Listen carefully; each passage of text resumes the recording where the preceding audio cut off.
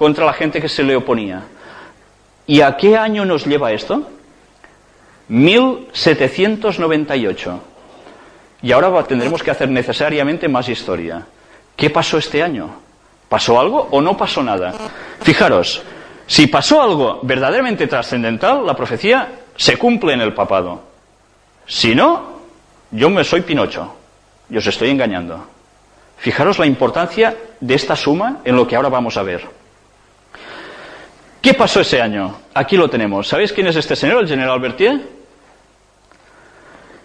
Bueno, este señor comandaba el ejército francés bajo las órdenes precisamente de este otro que vamos a ver ahora, Napoleón Bonaparte. Y entró en Roma y proclamó la República, que aquí lo tenéis, precisamente. Entré en France dans Rome, ¿vale? Los que sabéis francés, precisamente nos pone esto aquí, y proclama la República en Roma, en este año.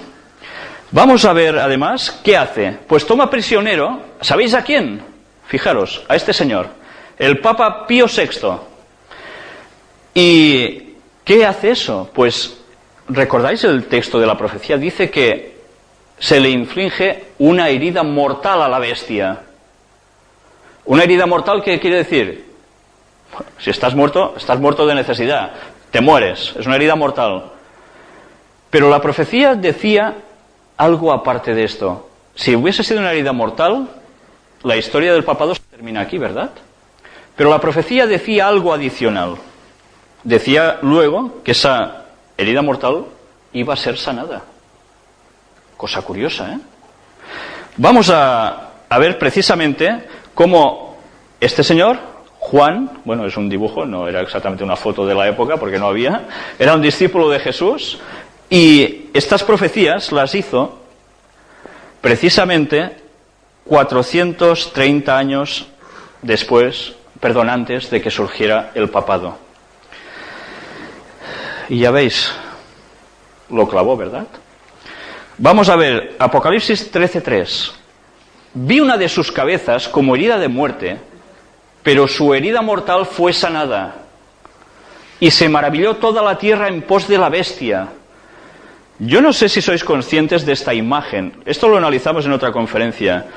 Cuando mostramos esta imagen, Papa Juan Pablo II, en cuerpo presente, detrás un séquito de personajes de primer nivel de la política mundial, especialmente del gobierno de los Estados Unidos, presidentes habidos y presentes, de rodillas ante este cuerpo, de rodillas. ¿Por qué matizo de rodillas? Porque todos estos señores son protestantes, o al menos eso dicen, y vimos que todos pertenecen a sociedades secretas, pero curiosamente todos inclinados ante este cuerpo, que es inclinarse ante quién. ¿Qué significa el Papa en sí? Al Vaticano, en general, es la personificación. A quien están rendiendo tributo no solo a esta persona, es a ese poder. Y esto es muy significativo porque ya lo mostramos de cómo se creó Estados Unidos. Nació de gente del mundo protestante que huyó de Europa de ser perseguidos por el papado. Así nació Estados Unidos. Y a los primeros habitantes de Estados Unidos no les hablases tú del clero en general ni del Vaticano, porque lo habían pasado muy mal con ellos. Y han pasado unos años y ya veis cómo ha cambiado la situación en Estados Unidos. Sus gobernantes frente a este cuerpo y lo que significa. Y aparece otro personaje, se erige un nuevo papa, en este caso Cardenal Ratzinger, que ya sabéis quién es actualmente, Benedicto XVI. Pero vamos a ver en más detalle cuándo esta herida mortal es sanada, porque esto es un hecho reciente, pero esta herida mortal se sanó aquí. Aquí es una gran evidencia, pero esto viene de antes. Vamos a verlo un poco en historia. En el año 1800, fijaros, los hechos que hemos descrito eran de 1798. El Papa es llevado a la prisión, ¿vale? Muere, y en 1800 fue elegido otro Papa. ¿Cómo puede ser? Si el papado desaparece, pues nada, en un año y algo, ¡pam!, tenemos otro Papa. ¿Qué cosas? Pío VII. ¿Y sabéis quién lo coronó?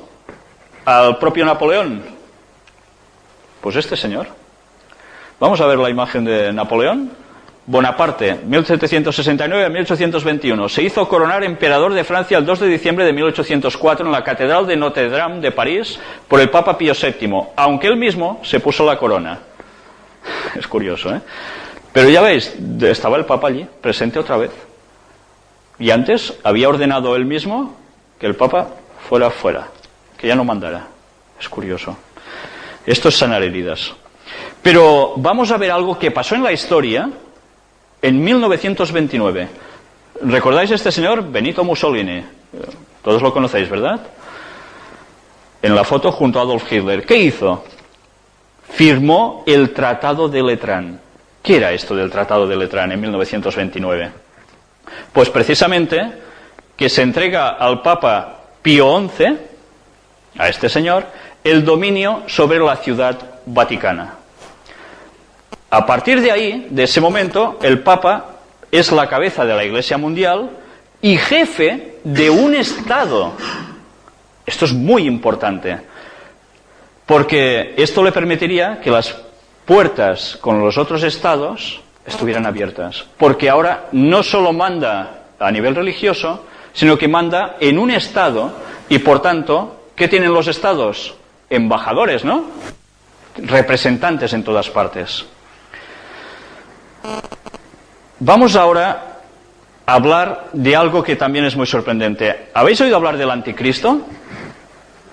Todos, supongo que habéis oído hablar del anticristo. ¿Qué versiones habéis oído del anticristo? ¿Qué es el anticristo? ¿Quién es el anticristo? ¿Un gobernador? ¿Un ganador? Ah, engañador. ¿Vale? ¿Qué más versiones habéis oído de esto? Si yo os pregunto al azar, ¿qué diríais que es el anticristo? ¿Es un rollo patatero? ¿Es un personaje en concreto? Hace poco, hace unos años, se decía que era Mikhail Gorbachev. Se dijo que era Reagan. Se dijo incluso también que era Bush. Se dijo también que es papa. Ah, se dijo también que es papa.